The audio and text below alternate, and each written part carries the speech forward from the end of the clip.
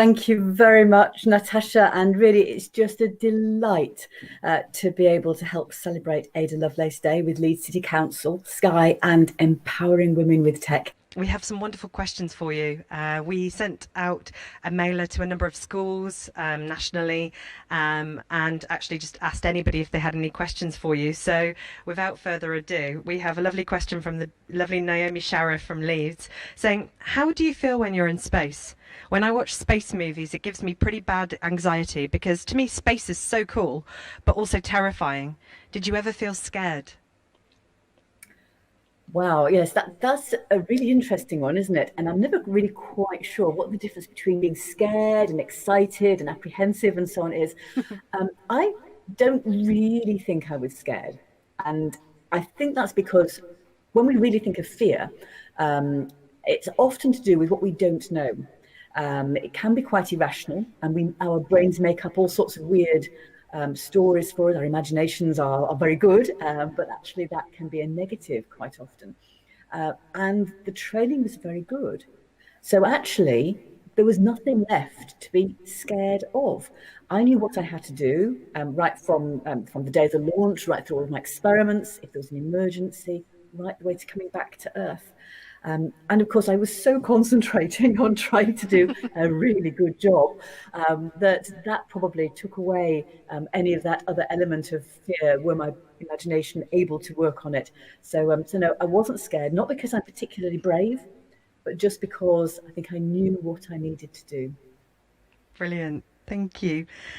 Andy, 9 years old from Twickenham, from the St. James Catholic Primary School, says, I would love to be an astronaut when I grow up. I love maths, but English not so much.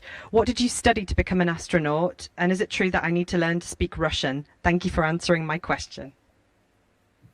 Oh, great. So, yes, to be an astronaut really is it's the same as to do many kind of different jobs. There's no one thing you have to study. I still think that studying science is a really important thing at school. And then later on, science, engineering, or some sort of technology, some sort of maths also is very good. And it's subjects that allow us to understand the spacecraft, the things that you're going to be doing in space. So the important thing really is to be curious, is to stay curious about all sorts of things. We don't know exactly what jobs are going to be needed in space yet. So I think if we remain curious about everything that's around us, and importantly, do lots of different types of things. I think it's important to have different types of hobbies and to play with a variety of different types of people, because astronauts don't go into space on their own. They go in teams of people, and we have to communicate with other teams of people on the Earth. And it's doing that together that actually saves people's lives. It saved my life in space, certainly, and enables us to do so much. So enjoy lots of different types of hobbies, playing with lots of different types of people. Whether you enjoy playing football, that's still good, or whether you enjoy just playing games on your computer with somebody else, that's also good. But do things with other people, and the really important thing is to remain curious and have a good time. Oh, that's such a great answer. So Noah, 7, from Manorwood Primary School in Leeds, has said, could you see Mars from the space station? So it is a kind of a strange thing that although Mars now is in the sky quite close to Earth, when I flew into space, it was also quite close to Earth. And I could see Mars and I could see Jupiter, but they looked just like little dots in the sky, almost like stars, in fact, just little white dots, because they're so far away.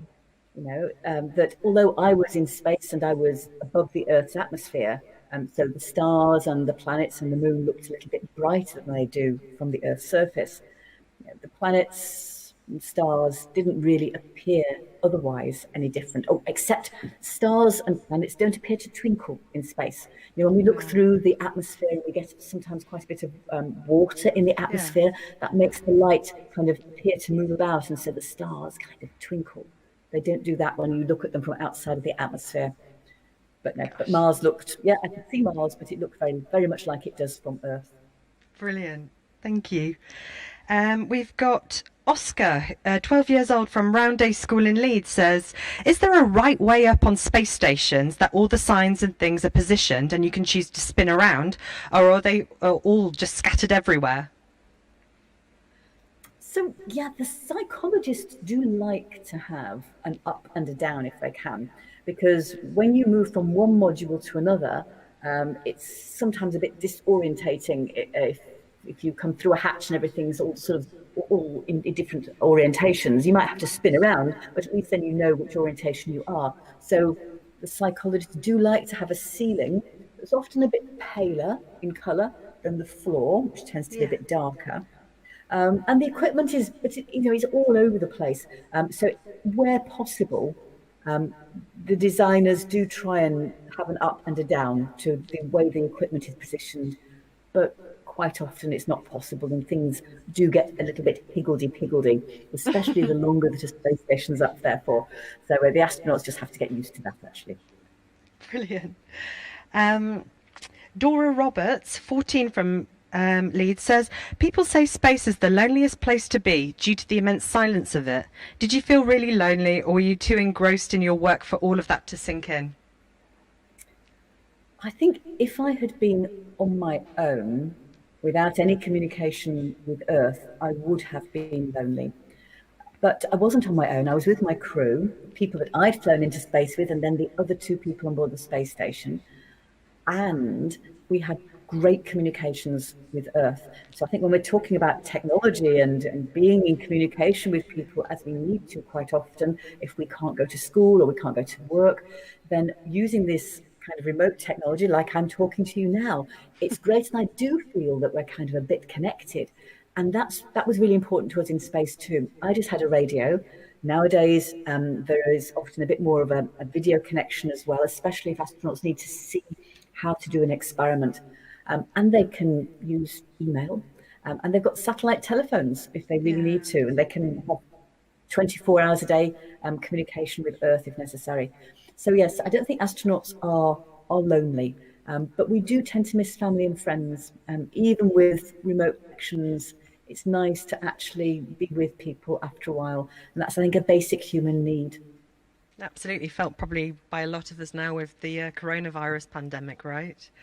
Um, so, Debs from Leeds had said, if you could give your younger self one piece of advice, what would it be? Wow, one piece of advice. Ooh, it's probably sort of summed up in a few bits that come together. Really, I suppose it's try out more things. Definitely take more risks and accept that you will fail at times, and that's okay, because actually you will feel so strong when you have learnt from your mistakes. So have that confidence to go out there, try more things, and yeah, and just enjoy the richness that life provides. Oh, oh lovely. Um, Eilish Burden. Oh, I've asked a question. So the lovely Eliza Say, 6 years old from Harrogate, from Weston Primary School, says, were there any experiments that you wanted to do in space but weren't able to due to the equipment at the time? If you could do it all again, what would you do differently? Oh wow. I would love to do a little bit more what I would call um, experiments with my hands. So the kind of things that I studied at school, maybe to be able to extract some DNA from something. That would be amazing. Wow. I think Kate Rubins is going to manage to do that. I would like to do some more astronomy as well. I'd take up some lovely little telescopes. I'd like to be able to do a bit more astronomy of certain Wow. things, Yeah. looking at parts of space outside of the atmosphere. Um, yeah, so there's so much. I explore my own body much more as well and do a lot more experiments. There were some experiments that were designed for my space mission, and in the end, I couldn't take them. I had to do different ones instead.